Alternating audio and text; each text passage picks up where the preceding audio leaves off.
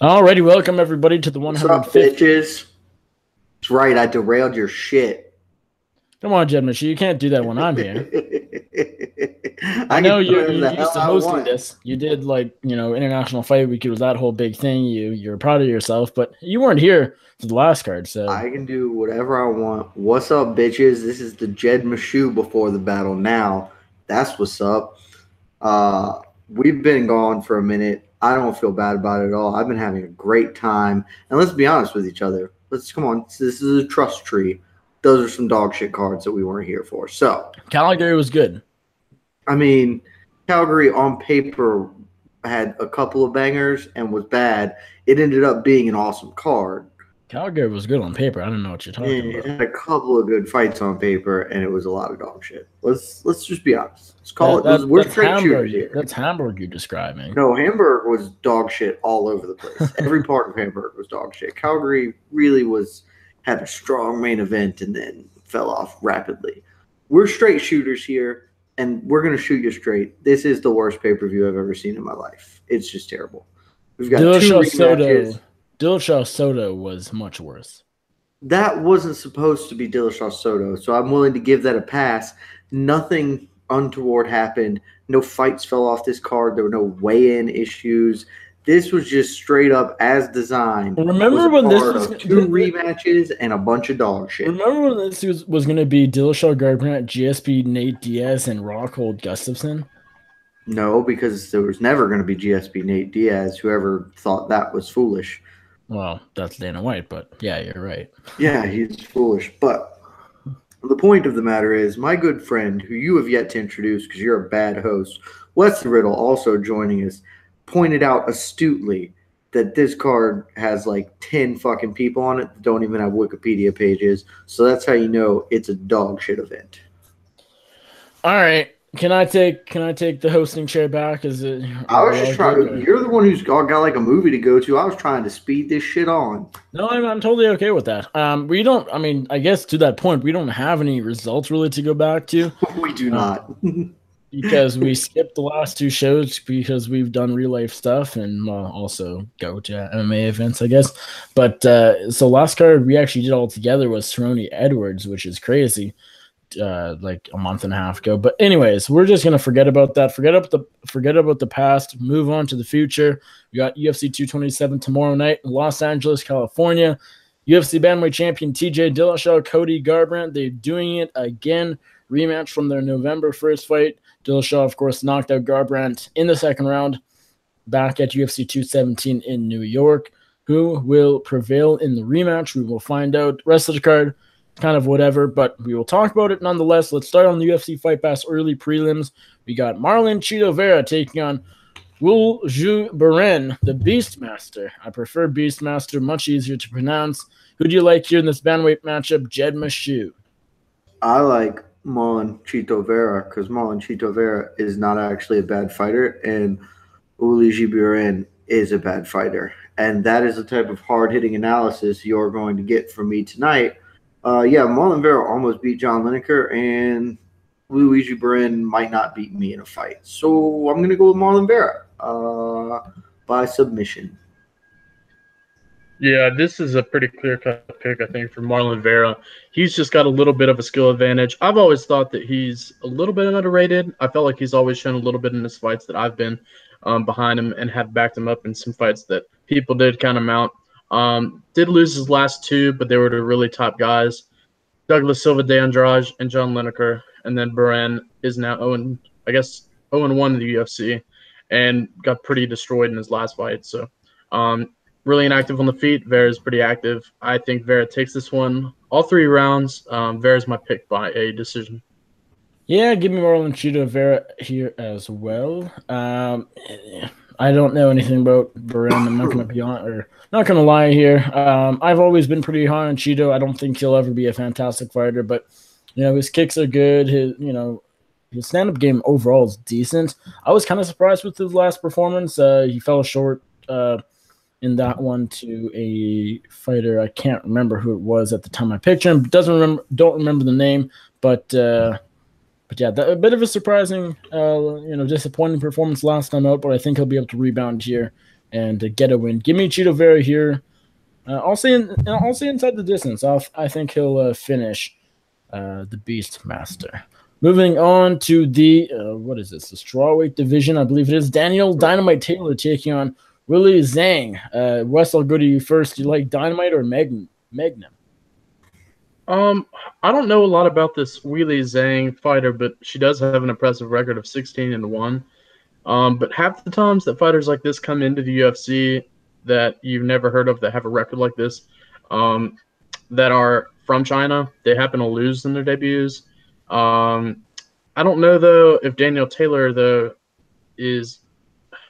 Sometimes she'll show up and then other times she does not. She's been pretty inconsistent. I mean, she doesn't really do a whole lot in her fights.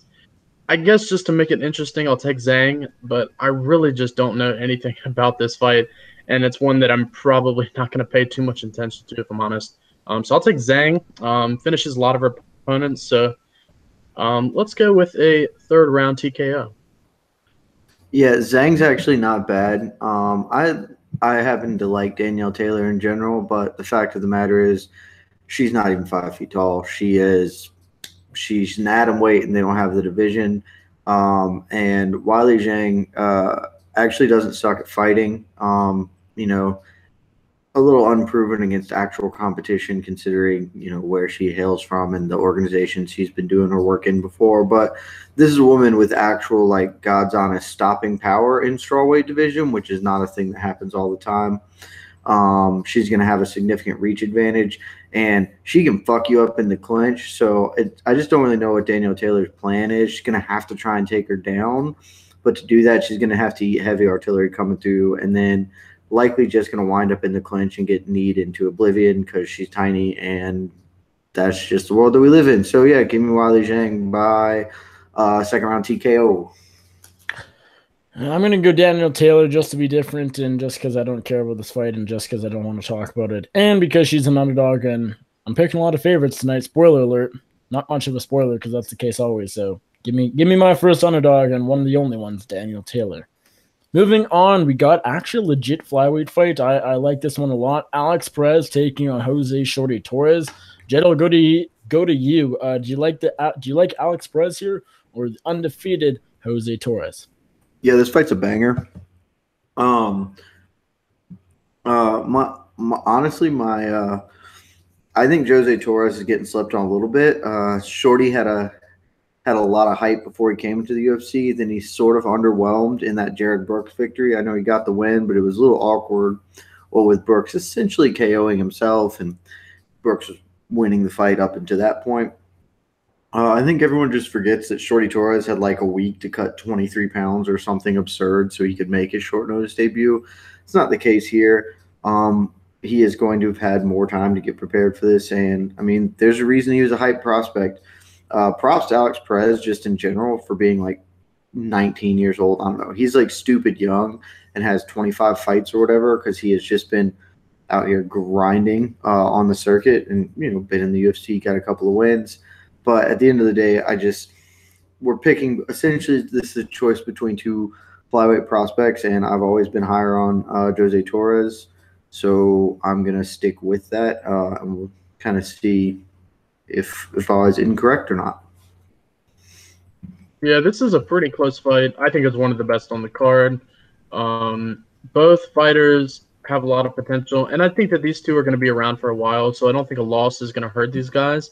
I think a loss will definitely help. So when it comes down to making a pick, though, I feel like I'm going to go Shorty Torres as well on this one just because I like his diverse skill. I mean, he did struggle a little bit in that Jared Brooks fight, but you could see his IQ as Jared Brooks was looking for that crazy takedown. Torres kind of made himself straight in that position, and then it led to Brooks basically knocking himself out. But he showed some IQ in that situation. I think his IQ could be a little bit better than Perez, and Perez pretty much relies off just looking for takedowns and submissions. So it's not a whole lot of action and diversity on the feet that we'll see from him.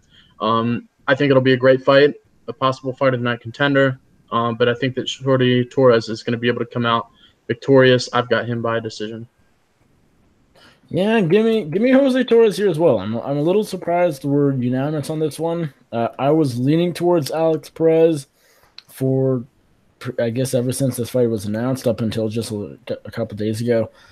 Really tough one to call. The thing with this matchup is Perez does have more experience. I think I don't know if he's fought the better competition, but as far as the actual matchup goes, Torres is probably better on the feet here. He hits a little harder. He's more aggressive, but Perez, he's very good on the ground. He's very just sneaky. He pulls off a lot of weird submissions that you probably don't see coming, or I guess his opponents don't see coming.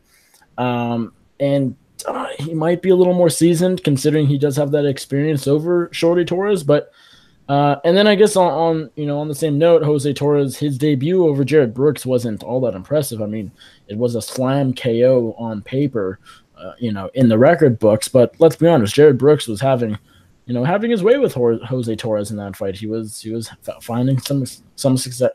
Finding some success and looking good, and so what would have happened had that fluke KO not happened? We don't know.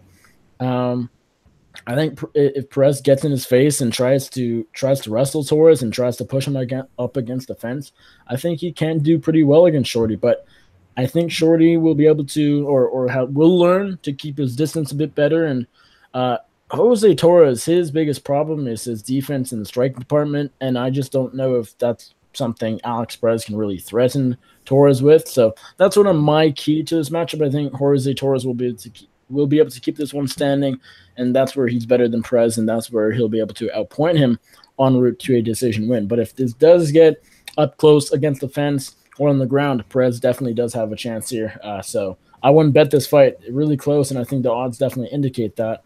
Give me Shorty Torres here by decision.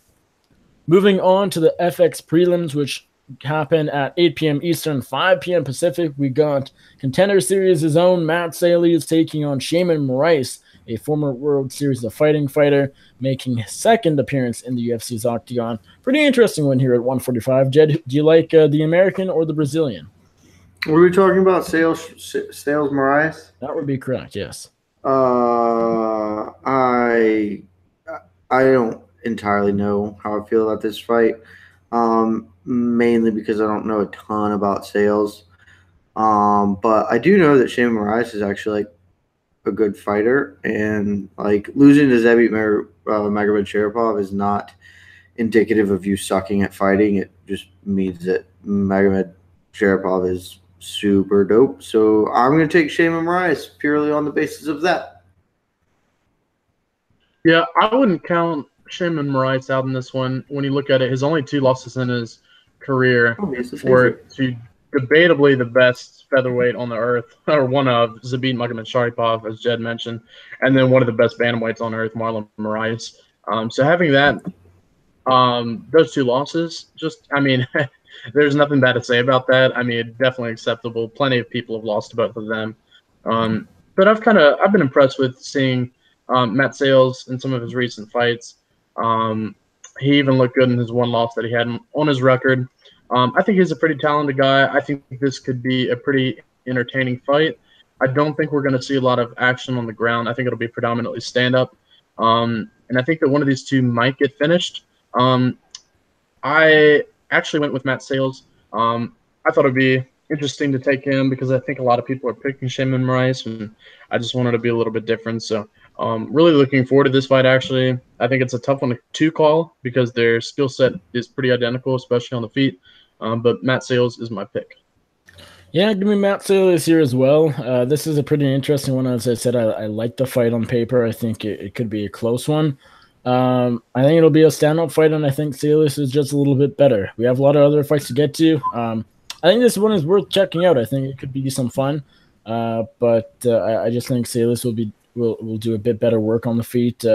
I mean, Moraes is coming off a tough loss to Zabit, as you guys mentioned. I mean, there's no shame in losing to Magomed Sharapov, but I just think I was really impressed with Sales on the Contender Series. I thought he looked really just well-rounded. I thought he looked developed, not too green. I'm sure he's getting better, but he looked like a legitimate talent. And so I think big things ahead for this guy, and I think this is just that next step up. So give me Matt Sales here. I'll say decision. Moving on, we got Ricardo Ramos taking on Kyung Ho Kang, Mr. Perfect at 135. Wes, I'll go to you first. Do you like the Brazilian or the South Korean? Man, this is such an interesting fight because Kang is coming back. He did win his last fight, but he was getting a little bit worked by Vito Canetti. And before that, he hadn't fought since 2014. Now, Kang did win that fight by a first-round submission with what I remember, maybe a triangle off the back. And Ricardo Ramos is coming off one of the, I guess, best knockouts of 2017, or at least one of the most underrated knockouts, where he got that spinning elbow knockout over Ayman Zahabi in a fight that was pretty back and forth. Now he's 2-0 in the UFC. This is honestly, I feel like it could really be a toss-up. Ramos has developed into this predominantly stand-up fighter. Kang has always been a submission specialist. I think that it's just going to be a determining factor of whether Ramos keeps this one on the feet and avoids the takedowns of Kang, or if he does get a takedown, avoiding submissions from being on top, and then Kang just looking for those submissions and being active in guard. And so I don't really know what to think of this one. I feel like it could be a coin flip, but my pick is Ricardo Ramos. I actually had him by let me find it. I actually lost the tab. Ricardo Ramos, I picked him by a second-round knockout. I just don't know how Kang is going to look after that first round, especially since he only has one win and one fight in basically the past 4 years. So Ricardo Ramos is my pick. Yeah, remember when Ricardo Ramos just spinning back elbow to Ayman Zahabi's face off of his fucking skull? Yeah, I'm going to pick him. Like, I don't know why we're even talking about this. The shit was dope. And so, of course, I'm going to pick him to fight some other dude who's going to get his face elbowed off. It's going to be awesome. Yeah, I'm kind of with Jed on this one. Kyung Ho Kang is coming off a win January 2018, so this year against Guido Canetti. That was a long layoff. Before that, it was September 2014. I barely remember this guy. I guess no offense to him, but the other Ricardo Ramos, he's been looking really good. So I'll pick him. Give me him, Ramos here somehow inside the distance. Moving on, we got a fun one at 135. Ricky Simone taking on Montel Jackson. This is, of course, the guy who committed every foul in the books, basically, on the Contender Series. The opening episode, season 2, just earlier this summer, but he's getting the call up on short notice. He's taking on, of course, former Titan FC. I think.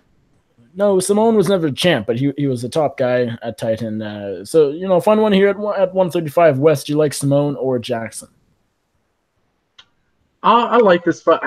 It's weird because the more that we talk about this card, I feel like it's not really the best fighters, but some of these fights are solid enough to possibly be entertaining. So maybe this card isn't all too bad. Then again, the pay-per-view is still a little bit weak for standards, but this fight itself could be pretty fun. I'm taking Ricky Simon, though. I think that just seeing that Montel Jackson's coming in on short notice, Simon, he just seems to be a little more well-rounded and diverse in his entire game, especially with those takedowns. He's got a pretty solid, well-rounded stand-up game. Montel Jackson, he's almost the same, but I just don't feel like he's on the same level as Ricky Simon. So I've got Simon by a decision. Maybe Jackson can squeeze around out, but I just don't see him taking this one. We disagree. Look, Montel Jackson is super raw, but I don't know. The more I watch this sport, the more I come to the determination that really whoever the better athlete is wins far more often than not in fights, and I need a big reason not to. There needs to be a clear or large skill discrepancy to make up for it. And yeah, Montel Jackson is super raw, but I just think down the line, if this fight were happening in 3 years, we would all, assuming everything bears out like we imagine it will, everybody would be on the Montel Jackson train in 3 years. So I'm just jumping on board early. I think Montel Jackson is just going to do something wild and dope out there and probably improve a lot now that he knows he's in the UFC and has this to operate on. So yeah, Ricky Simon's probably actually a better fighter than Montel Jackson at this current moment, but Montel Jackson has more upside, and I'm just gonna choose to believe that comes to fruition a little faster than we assume it would. Give me Montel Jackson with a I'll say second round stoppage. Yeah, I think there's potential here for Montel Jackson to pull off the slight upset, but I'll go Ricky Not an Simone. upset. He's the favorite. Is he actually? Montel Jackson minus 120. Ricky Simon plus 110. Oh, very interesting. I'm going to go Ricky Simone. I think there, as I said, there's a lot of potential for Montel Jackson to get the W here in his debut, but I just think Simone is, he's the veteran fighter in this matchup, even though he's sort of the rising guy himself. He's had a bit more experience. He's been there a bit more than Jackson has, and I think stylistically it's a decent matchup for him. I think he'll be able to close the distance and get Jackson down to the ground. I think that's probably where Simone will do his best work. On the feet, Jackson probably tears him apart, if we're being honest. He has a 6-inch reach advantage, and I mean Jackson's really good on the feet. Not saying Simone's not, but I just think against this particular guy, Simone will be a bit, the smarter path to victory would be on the ground. I could be totally wrong, but that's sort of what I think. So I like Simone in this matchup, but the odds definitely indicate a close fight. I think it'll be close. I think it could be a lot of fun too. We're checking out for sure, but I like Simone here. But if the undefeated quick Montel Jackson pulls it off, don't be shocked. Finally, or the last FX prelim, we got Pedro Munoz taking on Brett Johns, sticking with the 135-pound division. Pretty interesting one. I really need to stop saying that. I say that about more fights than not, even though we just said this card's terrible. But good fight here. Wes, do you like the Young Punisher or the Pikey? Yeah, this fight's not too bad. I am definitely going to stick with Pedro Munoz, though, for a couple reasons. Just Brett Johns, in his last fight with Aljamain Sterling, he just didn't really show great fight IQ. I felt like he was making a lot of careless mistakes, trying to scramble in positions that he shouldn't have. Pedro Munoz usually doesn't make those mistakes. I also feel as though his submission skills, which is an area that Brett Johns implements quite a bit in his game plan, Munoz is just a lot better. We've seen him implement it well against Justin Scoggins in a fight he was a little bit down in, but was able to come back there in the second round and get that finish. Stasiak in that fight was able to get a unanimous decision.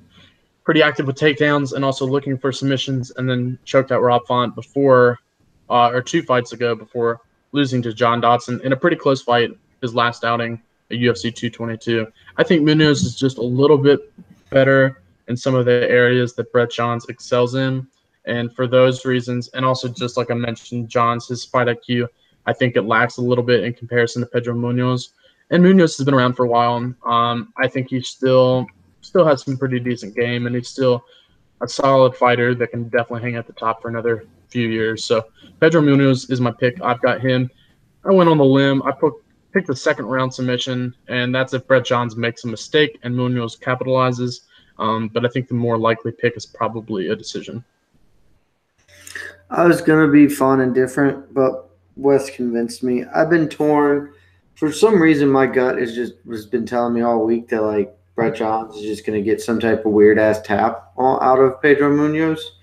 And I could see it. If Brett Johns – Aljamain Sterling was just such a bad matchup for Johns because Johns couldn't functionally wrestle with him, and so he was forced into making weird scramble attempts to try and create some action and make something happen for himself. And it's just a miserable style matchup. If they fought 10 times, Aljo wins 10 times out of 10. And I think that he can have a little more purchase with Pedro Munoz as far as Munoz is not the best defensive wrestler, but Munoz is a good grappler and a much more effective striker than Brett Johns. And it's just too much for me to pick against him. I really wanted to, and I don't know. Maybe I'll regret it come Saturday because I have this weird feeling in my gut that Brett Johns is going to get something stupid. But I am going to stick with Pedro Munoz just because I think it's the smart pick. Yeah, I agree with both of you. Give me Pedro Munoz here as well. I agree with pretty much all of what you guys said. Kind of grappler versus grappler here, who's just a bit better, I guess. You got to go the Brazilian. I think he'll have a bit more opportunity. I think he's also the better striker. So if this one does stay on the feet, I should say. Maybe their grappling cancels each other out, so to speak. Maybe it is a kickboxing fight, and in that one, I'd probably favor Munoz. Tough one to call, but I'm going to go with the Brazilian here. He's the favorite for a good reason. Give me Pedro Munoz here by decision. Let's move on to the main card. It kicks off at 10 p.m. Eastern, 7 p.m. Pacific. We got Thiago Moreta Santos taking on the newcomer, Kevin Holland. Bizarre fight here at 185. Santos is a big favorite, and to me, it seems like Kevin Holland is being fed to the wolves in his debut, and I don't know why. Jed, do you like Santos, or is there any chance Holland pulled this one off? I do. I like Santos. I will make a note of it, though, that not that long ago on the regional scene, we were talking about Ricardo Ramos having a spinning back elbow to kill Ayman Zahabi. Kevin Holland did that to former UFC fighter Bubba McDaniel. So that's a cool thing. Thiago Santos is a really good linear fighter.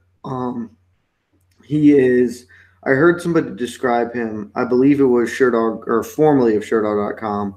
I believe it was Jordan Breen who described him as like the best punch-out character in so far, and that was so appropriate because it's like you know exactly what Thiago Santos is going to do. And so if you are good enough to know the combination that's going to happen or like the trigger that's going to occur, then you can stop the bald bull rush. But if you don't, you're just going to get punched in the face until you fall over. And that's sort of what Thiago Santos is. He kicks super, super hard. If you let him kick you at all, you're going to die. He punches super hard. He's a little too reckless, but his offense is a pretty good defense a lot of the time. And Kevin Holland is a little too raw, a little too unseasoned, probably just going to get run over here. And Thiago Santos is going to have a nice highlight reel to tack onto him. So give me Thiago Santos with a early KO. Yeah, I'm not really sure why they threw Kevin Holland into this fight with Thiago Santos. Maybe I missed something. I'm not saying Kevin Holland's a bad fighter, but I just don't think that this is the right time for him getting a fight like this.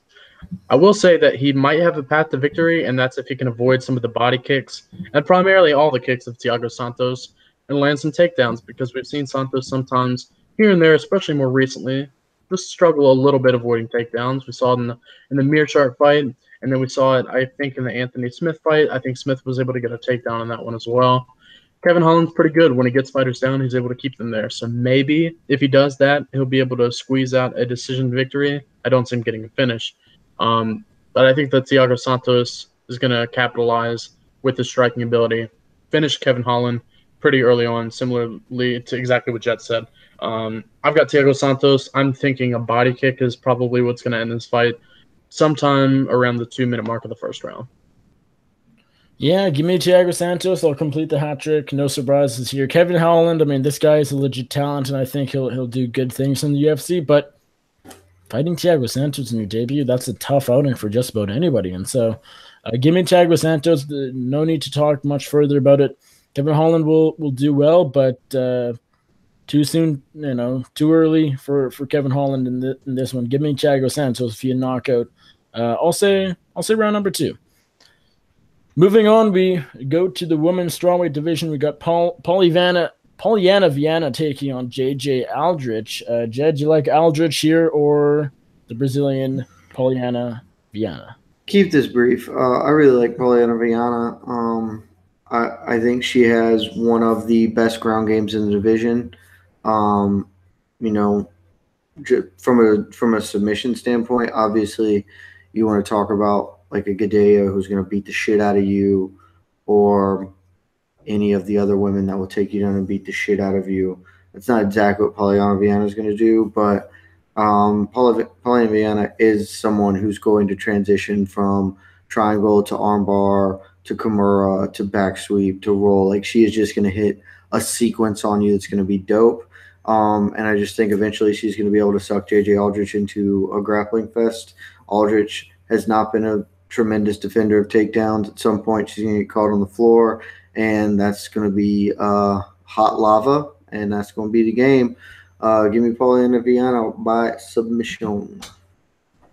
Yeah, I really don't have anything to add at this one. I just think Poliana Viana's on a different level than JJ Aldrich, especially here in the division. Viana, she's pretty solid with her stand-up, but of course her submission skills are phenomenal.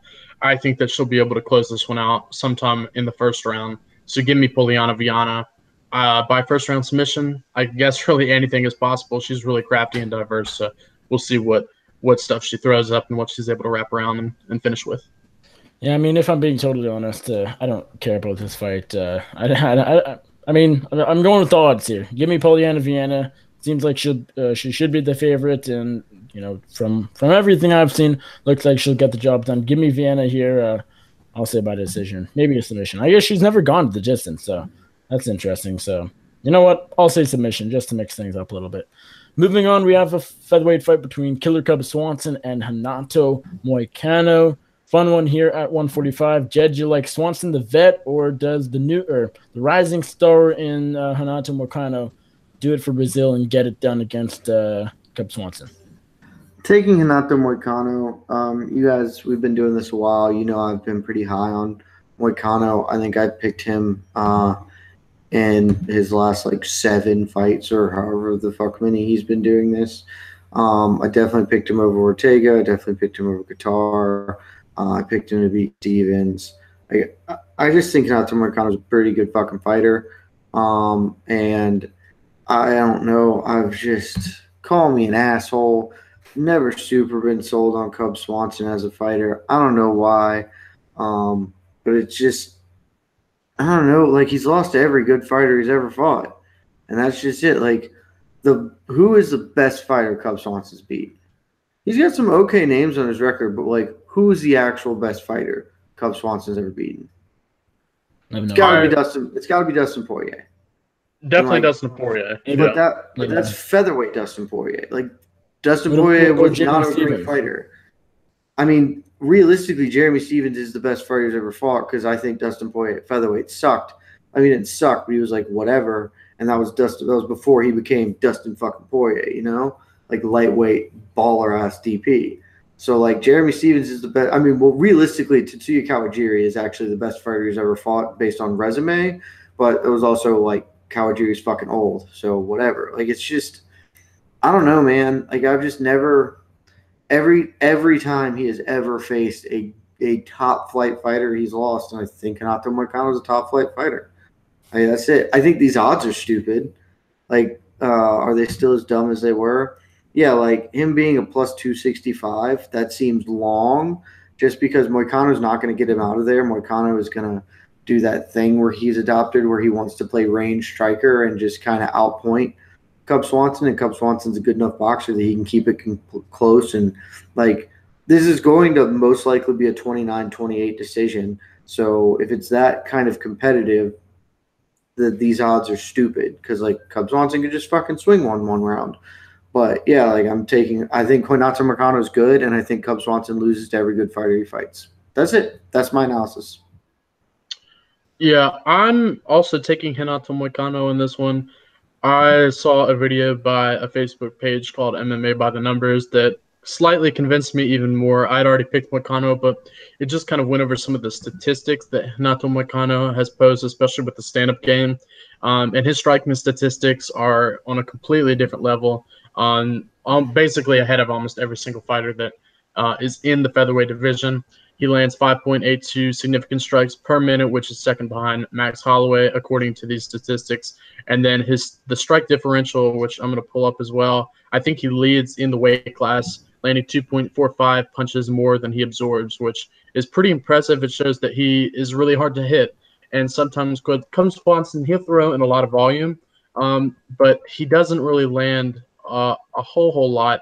He's not pretty. I mean, he'll either land or he'll miss, which I know it sounds dumb because everybody does that. But Swanson just sometimes his volume doesn't really represent how many punches he lands because I know in the Frankie Edgar fight it was basically all stand up, and he threw a lot of volume, but he just wasn't really that successful. I think Renato Moicano is, like Jed said, a pretty good fighter. I think that he's underappreciated, and he looked great in his last fight against Calvin Kattar or Calvin Kattar. I've got Renato Moicano in this one over Cub Swanson. I think it'll be a pretty close fight, as Jed mentioned, 29-28, maybe 30-27. But I definitely think that he is a pretty underappreciated fighter here in the weight class and definitely could pull off a victory. So he's going to be my pick. Give me Renato Moicano here as well. I think you guys sort of hit the nail on the head here. Moicano is best known as a grappler, but lately he's just sort of sat there and been the better striker. He's sort of done the back up, kickbox a little bit, be the counter striker, let you come to me and then jab you a couple times, and it's worked for him. And so why stop? I mean, that's sort of how he beat Calvin Kattar. It was a really good performance, even though it seemed like maybe at times when Moicano was cruising. That's just how he fights. That's his style. It's smart, it's intelligent, and it's safe. But it's good. That's how you gotta fight these days. Cub Swanson, I like him as a fighter. I think he's a good fighter. He's always been one of the better featherweights there is. But I think people do sort of overrate Cub Swanson at times, and maybe not so much now, but definitely at one point or another. I mean, he was on a roll, he was on a winning streak, he was looking good, but as Jed talked about, I mean, when he fights a legit top 5 guy or so, he loses. And so now I'm not sure Renato Moicano is quite there yet. I mean, he loses to guys like Brian Ortega, Max Holloway, even Frankie Edgar probably, and Aldo you can throw in there as well, but he's definitely a sneaky guy. I mean, he doesn't speak English, or I mean, if he does, it's not fluent, and he just doesn't stand out. So not a lot of people know of Moicano, but he's been quickly climbing the rankings, and he's looked very good doing so. I think this will be a tough test for him. I think probably the toughest of his career, except for maybe fighting Brian Ortega, although that was Ortega before Edgar and Swanson and all that. Keep in mind, he was beating Ortega. I mean, like most people, but he was up on the scorecards most likely when he got choked out in that 3rd round, or submitted, I should say. Interesting fight. I think Moicano definitely gets it done. The odds are wide, as Jed said, but I like him here. Swanson's on the way down. Moicano's on the way up. Give me Renato Moicano here by decision. Moving on to the first of 2 title fights, we got the UFC 227 co-main event. The UFC Flyweight Championship is on the line. Demetrius Mighty Mouse Johnson defends his title for the 12th time. Incredible. He has taken on Henry Cejudo, the messenger himself, in a rematch. They fought back in April 2016. DJ knocked him out in the first round. TKO, super impressive, crazy stuff. Does it happen again, Jed, or do we see a new champ, the second ever at 125? We don't see a new champ. I actually think this fight's dramatically closer than everybody else is giving it credit for. And I'm compelled by it. I think Demetrius Johnson is one of the 3 best fighters that have ever graced the cage. I think he is doomed to be perennially underrated for his career, and then later on we'll come back and realize what he has done has been so phenomenally special. I also think Henry Cejudo is his biggest challenge in the division. He offers the most interesting problems for him, which is a weird thing to say about a dude he dismantled in 3 fucking minutes. And at the end of the day, because that happened, and it didn't happen that long ago, and it's not like Cejudo has improved enormously to make up the gap there, I will still pick Demetrius Johnson. The thing I will argue that is interesting here is that Cejudo's wrestling game is really an X factor that I don't think people give enough credit for, because they just sort of wave it off because it didn't factor in the first time. But realistically, the way that we have seen weakness in Demetrius Johnson has been that he has been out-grappled. That's it. Like, it's been so fleeting, but think of all of the times Demetrius Johnson has been losing a fight, except for 2 times when John Dodson punched him so fucking hard in the face that he could barely stand up. And then 20 seconds later, Demetrius took him down, and that was the end of that. But for those 2 times, every fleeting instance where Demetrius Johnson has been vulnerable has been being out-grappled. Like, Dominic Cruz won a decision by being way bigger than him and taking him down mostly, and then mixing it up with some stand-up. But really, like, the straw that stirred that particular drink was his ability to take DJ down. DJ's fight with Ian McCall that he ended up being a draw with. DJ won the first 2 rounds. McCall took him down and beat the fuck out of him on the floor in the third. When is the only dude who won tough? What, Tim Elliott? Tim Elliott like had all this success that no one was ready for because he took DJ down. Like, you can take DJ down. He's a great wrestler. But if you have the ability to do that and control him, you can suck up portions of the fight and win. He is not he's not a sub threat off his back. He is going to elevate, try and create space, get back to his feet. We saw in the first fight. Cejudo landed an early inside trip takedown, and DJ pretty quickly got back up. And then he dismantled him in the clinch. Like, Cejudo can do that. He can take DJ down. He can dictate the wrestling and shorten this fight up, take stretches away, and just make it a grimier, harder fight for DJ to compete in. He's still at a disadvantage on the feet. He's at an enormous disadvantage in the clinch, but he has a genuine avenue that has proven successful against Demetrius Johnson before that he can exploit, and I don't think anyone is giving him nearly enough credit for that. At the end of the day, DJ's still DJ. He's the best fighter on the planet, and he's probably going to show it. But I think Henry Cejudo is going to make him work a lot harder this time. I don't think he's going to get caught in the clinch and just be sort of deer in the headlights and then get kneed out, like outside of his body. I think we're going to be in for 5 rounds. I think Cejudo is going to be able to take him down. I don't think he can control DJ for long periods, which is really why I wouldn't pick Cejudo or back him with money. But I do think he can get takedowns and sit on him for 60 seconds at a time. Then DJ is going to get back up and go to work. But if Henry Cejudo has found or has sharpened up his top game to control a little better, there's a whole new ball game because he can take DJ down. And if he can take him down and hold him down, then this gets really fucking interesting real fucking quick. I think it's a lot closer than people think. I think DJ is going to take a decision, 3-2, probably 4-1.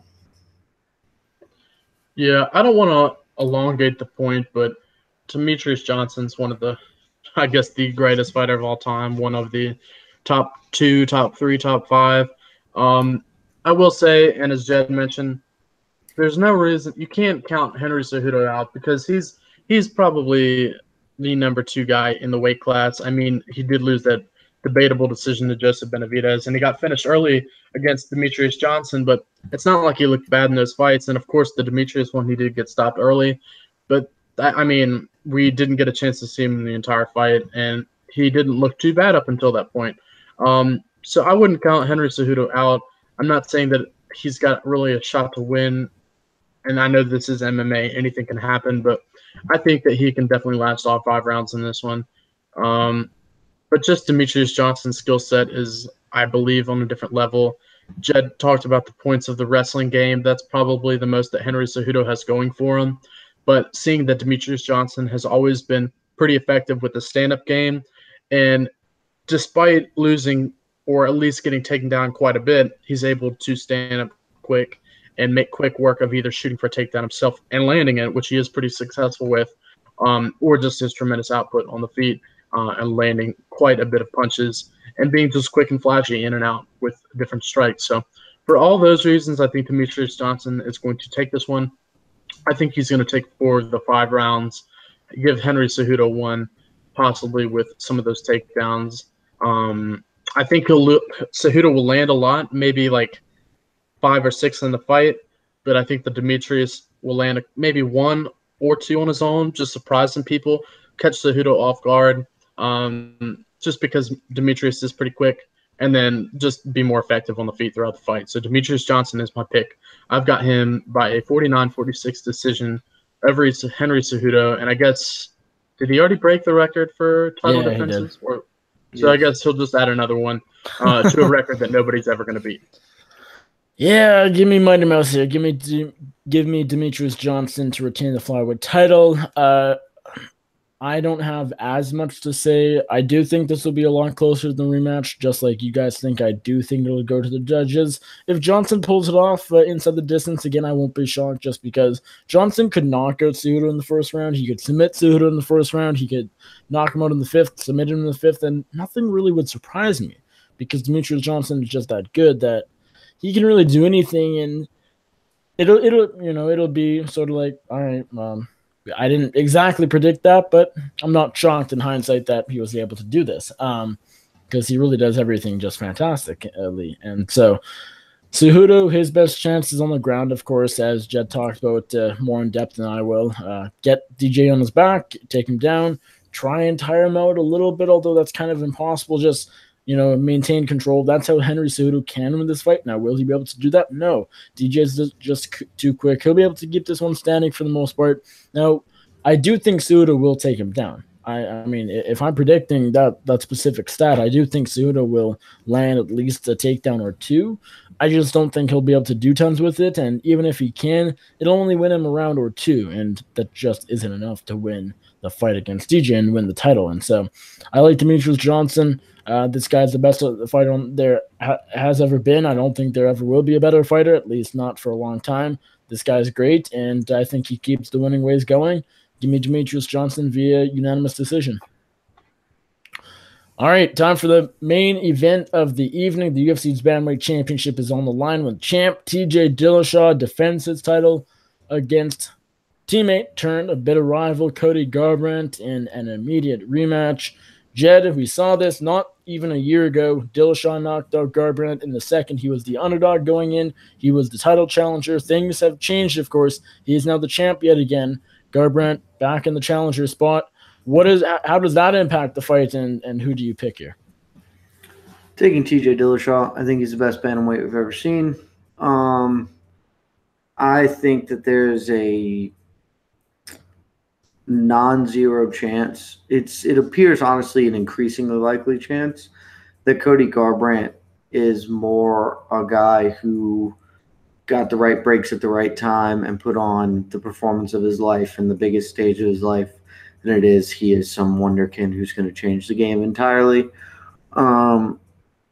He can beat TJ Dillashaw. It's not impossible. Shit, we saw him hurt TJ in the first round. On the balance, though, TJ's a better, this is simple math. TJ's a better fighter. Cody Garbrandt has one avenue to victory. It's with his hands. It's quick. He needs to knock him out. Cody Garbrandt has basically the same chance Conor McGregor has to beat Khabib Nurmagomedov.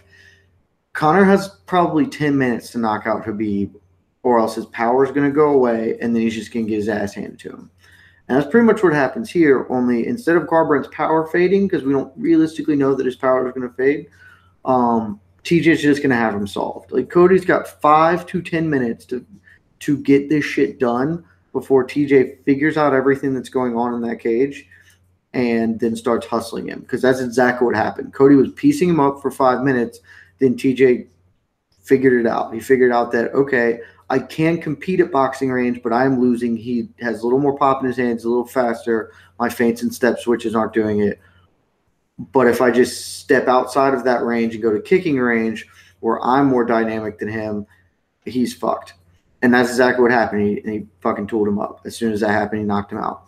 The same dynamics at play here. On top of all that, I think it's safe to say TJ Dillashaw is a more durable fighter than Cody Garbrandt. Cody Garbrandt has now been knocked out twice. He got knocked out in his amateur career, and TJ Dillashaw knocked him out. TJ got knocked out once by John Dodson, and questionably an early stoppage, but he got knocked out by John Dodson. But other than that, he got hurt by Cody, but he didn't get finished. I just think he has more tools in the toolbox. Yes, Cody can win, but he has to win. He has to land something spicy early to change the dynamics of this fight. And if he doesn't, at the end of the day, TJ throws at a higher pace. He throws more variety. He throws from different ranges. He's ambidextrous. He throws from both stances. He is bringing more tools to this particular game. And so over the course of 25 minutes, that's going to lend itself to be victorious. Not to mention, I think it's possible he could end up taking Cody down and work him on the floor, and I don't think that's as likely to happen the other way around. I'm taking the more dynamic fighter. I think he's going to end up getting another late stoppage. Cody will have made adjustments, so maybe a little later than the second round. I'm saying third round TKO stoppage for TJ Dillashaw. Yeah, my actual pick in this one's TJ Dillashaw. I've got him picked on all the different platforms you can do for fantasy, like UFC Pick'em, which is now ending as of tomorrow, and then MMA Playground, which is what I use. But just to keep the show interesting, I'm going to take Cody Garbrandt. And that's because we saw him have a little bit of success in that first fight. I think basically everything that Jet said is definitely right. I don't know how Garbrandt's going to look in this one in comparison to some of his earlier fights, because I'm worried that he's going to be fighting with a lot more emotion. I feel like TJ is just a pretty content kind of guy who already knows his place, and knows what it feels like to be champion from early on in his career to capturing it back after the last fight that he had with Cody Garbrandt. But I feel like there's still a path for Cody Garbrandt, and that's on the feet. You just can never count somebody out, especially seeing how he dropped him in the first fight there at the end of the round. Who knows what would have happened if there was another 20 seconds or 30 seconds, even though there wasn't. He did show a little sign of hope, and then made a mistake there in the second round, dropping his hands before that head kick landed, and then kind of ultimately led to him getting finished. I think that this is going to be a pretty exciting fight of the night potential, but I do think that TJ is going to get it done. But just like I said, to keep it interesting, I'm going to take Cody Garbrandt. If I were to pick him, because I did pick him in the first fight, I took him by, a second round knockout. So we'll go the same, Cody Garbrandt by a second round knockout. But if I were to share my pick that I've taken on other sites, I really went with Dillashaw. I actually had him by a fourth round knockout because of basically what Jet said. I mean, I see Dillashaw doing exactly that, taking over after about 10 minutes, figuring out the game plan, and then maybe hurting him later on if Garbrandt tires just slightly. But my pick for, of course, the show is going to be Cody Garbrandt by a second round knockout. Give me TJ Dillashaw here. Give me TJ Dillashaw to retain the UFC Bantamweight Championship against Cody Garbrandt. I agree with what Jed said in the sense that Dillashaw is just the better fighter. Dillashaw has many more tools in the tool bag to beat Garbrandt than vice versa. If Garbrandt's going to win this fight, he's going to knock out Dillashaw in the first 10 minutes, or else I guess, as Jed said, the comparison could be Connor's fair. The only difference, as you said, Jed, is that we don't know that Garbrandt will necessarily slow down. He has gone 5 rounds before. Granted, that was against Cruz when he was mostly in control of that fight the whole time. Well, it's not about slowing down. It's about getting figured out. Yeah. TJ will figure him out. Connor is going to slow down and lose power, but the time frame is roughly the same. Right. Yeah, fair. I just think Dillashaw has more ways to win. He has kicks. He has different, strikes on the feet, whereas Garbrandt, it's a lot more basic, and he's still a very talented fighter, and he still could knock out TJ. He still could beat TJ and win back his title, but it would take a damn good performance, a very good outing, almost picture perfect outing for Cody Garbrandt if he's going to win this fight, and I just can't necessarily bank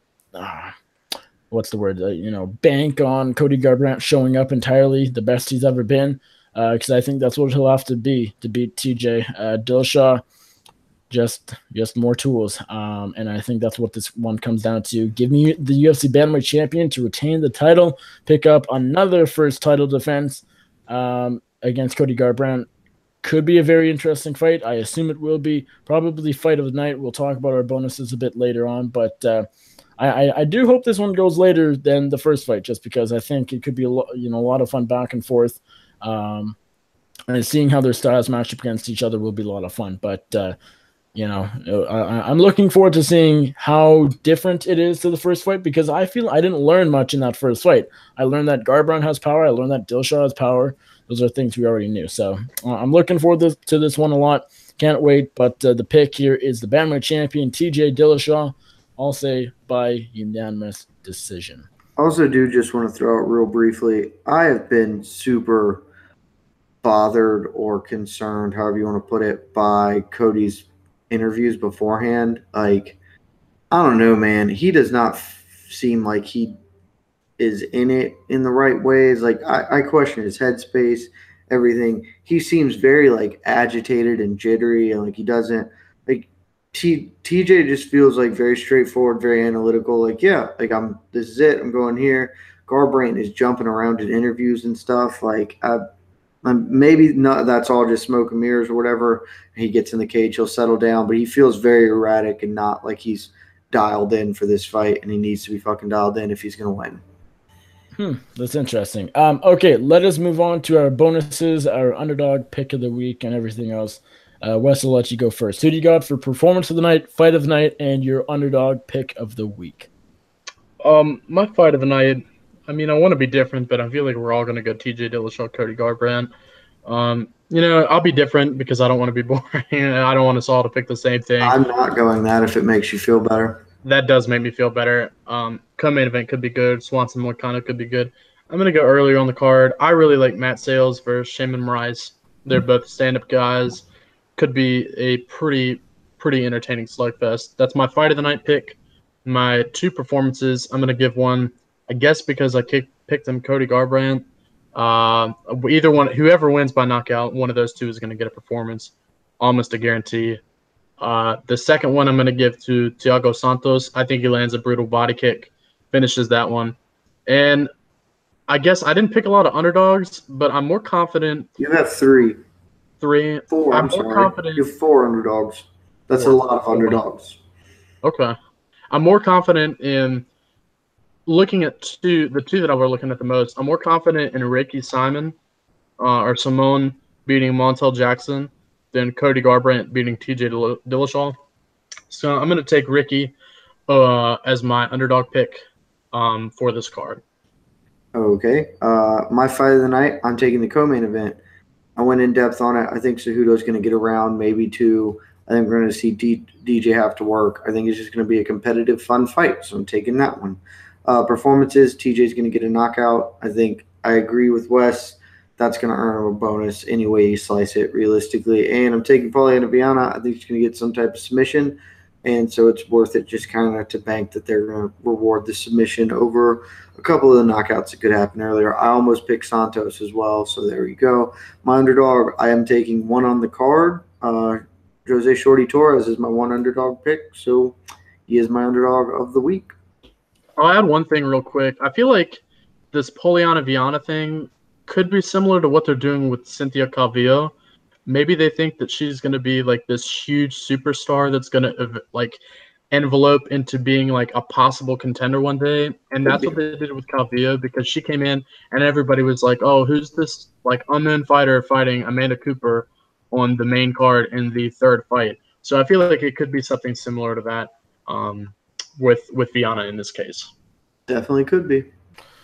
Okay, my fight of the night. You guys cleared the way for me. Give me Dillashaw and Garbrandt. I think that'll be a fun one. My performance is a little trickier. I'm going to go Thiago Santos and Polyana Viana.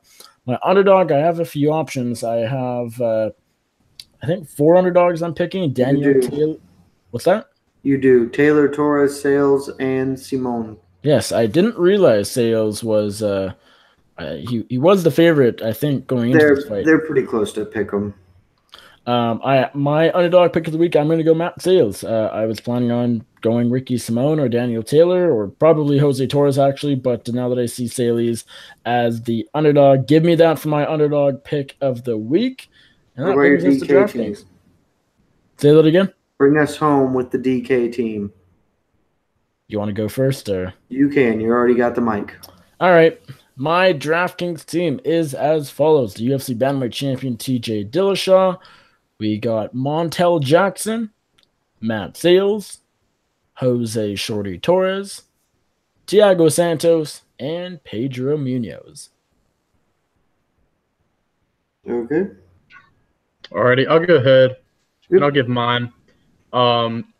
Not too confident. I've got Cody Garbrandt to start off the team, but I do like my next 5 somewhat to a degree. I've got Polyana Viana, Cub Swanson, Demetrius Johnson, Brett Johns, and Thiago Santos. All right, we got some decent differences here. I've got TJ Dillashaw and Demetrius Johnson both on my team. Also, Polyana Viana, Montel Jackson. I'm picking him. He's a big underdog on DraftKings, not on real betting. Shaman Moraes, the same, an underdog on DraftKings on betting, and Jose Shorty Torres, who's also an underdog. So that is my squad. All of our books are accounted for. We are done, gentlemen. Alrighty. Episode 115 of Before the Battle, UFC 227 edition in the books. Thank you all for watching. I greatly appreciate it, and I know Jed and Les, they greatly appreciate it as well. Go give us a big thumbs up down there. Go subscribe to the MMA Circus YouTube channel down there. If you have any feedback for the show, drop a comment in the comment section down below, and I will reply to you if needed. Jed, remind everybody where they can find you on social media and where they can find all of your work in this wonderful world of mixed martial arts. You can find my writing on MMAfighting.com. You can follow me on Twitter at JedKMeshew. That's it. That's all I got. Oh, mine's that simple too. You can find my writing over at MMAsucker.com, and you can also follow me on Twitter at AllThatMMA. All right, and you guys can find me on the Twitter at Nick Baldwin MMA. You can find all of my writing over at bloodyelbow.com. If you want to go back in time a little bit and still watch some UFC Calgary coverage, if you haven't gotten your fix of that, go check out youtube.com/severeart. I was on the scene for UFC Calgary. It was a great card. I enjoyed my time there very much. Go check out all of my stuff there. Bunch of interviews, all the media scrums, all media day, all that stuff. Go check it out if you would like. I'd appreciate it. I think that is it. Thank you all for watching. For Jed Meshew, for Wes Riddle, I am Nick Baldwin, and enjoy the fights tomorrow night. Love you guys.